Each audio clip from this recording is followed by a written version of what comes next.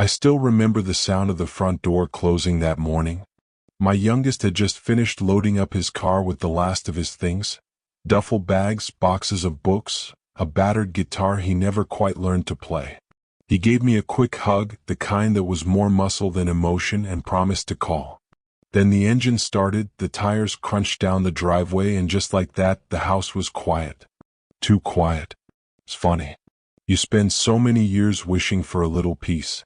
When the kids were young, there was never a moment's rest. Someone always needed something. A ride, a snack, a lost shoe, a broken heart. And now I could hear the creak of the ceiling fan, the distant bark of the neighbor's dog, the sound of my own breath. The silence wasn't peaceful, it was hollow. The first few weeks were the hardest. I found myself wandering into their bedrooms just to sit for a while. I'd straighten a bed that didn't need straightening, refold clothes that hadn't moved. Sometimes I'd pick up an old t-shirt just to catch a lingering trace of them, like their childhood had a scent I could hold on to.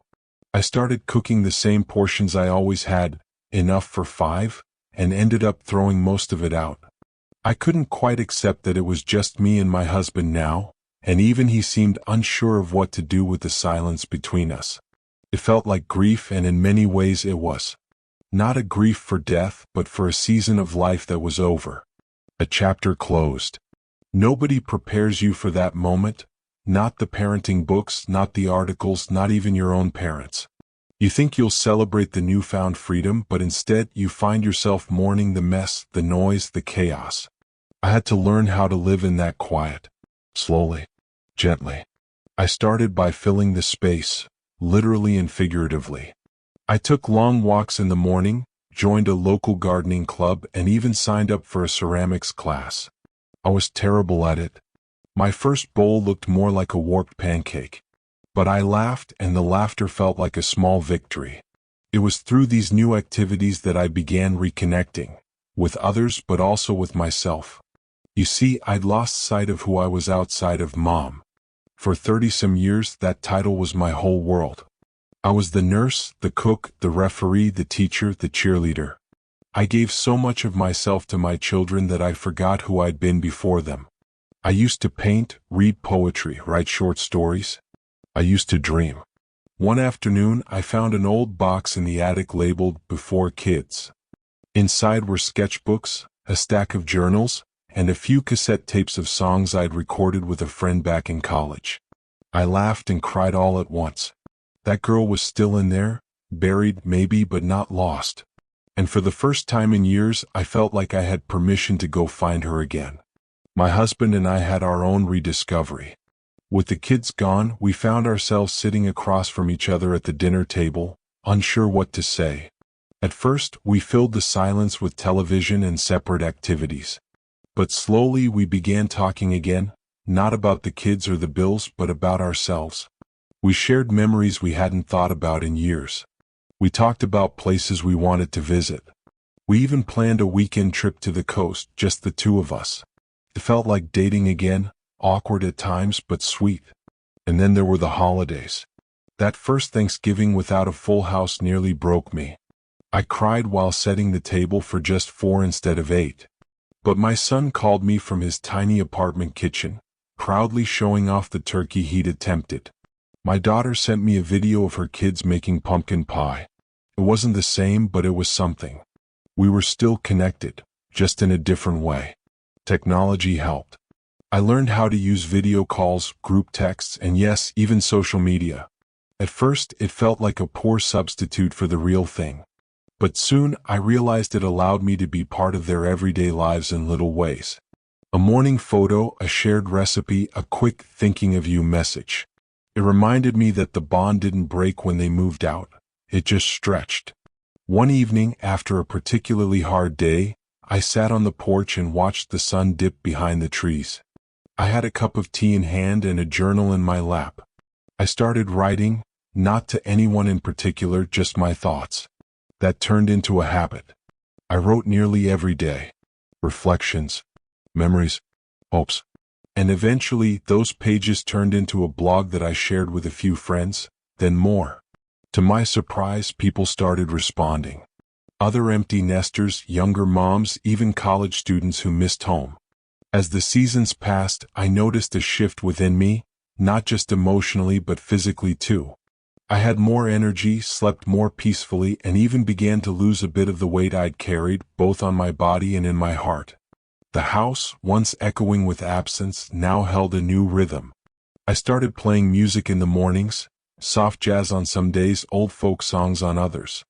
I lit candles in the evenings and took time to savor my tea instead of gulping it between errands. The walls of our home began to reflect this new life. I took down some of the faded school projects and replaced them with framed photos of our travels, paintings from local artists, even a collage of family recipes written in my mother's handwriting. The past remained part of our home, but it no longer dominated it. I also began forming new friendships. It surprised me how many people in my community were going through the same thing, quietly. We started meeting once a week, just a few of us at first, sharing coffee and stories at the local diner. We laughed about our awkward transitions, swapped advice about keeping in touch with kids, and even planned little group outings. One of them, Janet, had always wanted to go skydiving. At first I thought she was crazy. But then I thought, why not? No, I didn't jump out of the plane with her, but I was on the ground cheering her on, camera in hand, tears in my eyes from laughing so hard. That day reminded me that life could still surprise me, still thrill me, even in this new chapter. There were difficult days, of course. Milestones passed that I had to watch from afar. My son's promotion, my daughter's second pregnancy. There were moments when I wished I could just show up at their door, wrap them in a hug, and make everything feel okay again. But I learned to respect their independence the way they respected mine. I reminded myself that my job wasn't to fix things anymore, but to be a steady presence. A lighthouse, not a tugboat. One thing that helped tremendously was creating routines that brought meaning to my days. I started each morning with a short walk around the neighborhood, often with my dog, Benny, trotting by my side. We'd greet the same faces each morning. Other retirees, mail carriers, kids heading to school. These small interactions became a kind of social glue, holding my day together. Afternoons were often spent volunteering or working on personal projects. I finally started writing the memoir I'd dreamed of for years.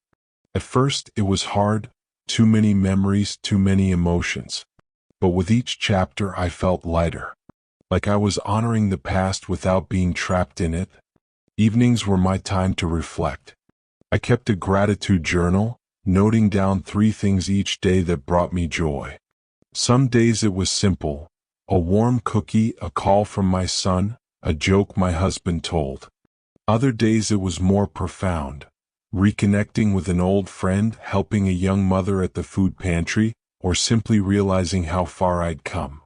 The empty nest, I realized, had given me something unexpected: perspective.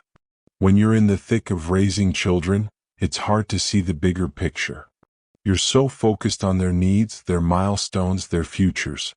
But now, with space to breathe, I could finally reflect on the journey we'd all taken together, and how beautifully imperfect it had been. One weekend, my daughter and her family came to visit. The house was full again. Tiny socks scattered on the floor, sippy cups on the counter, the joyful chaos of small children. I loved every minute of it. But when they left and the silence returned, I didn't feel empty. I felt whole. Because I had built a life outside of being needed.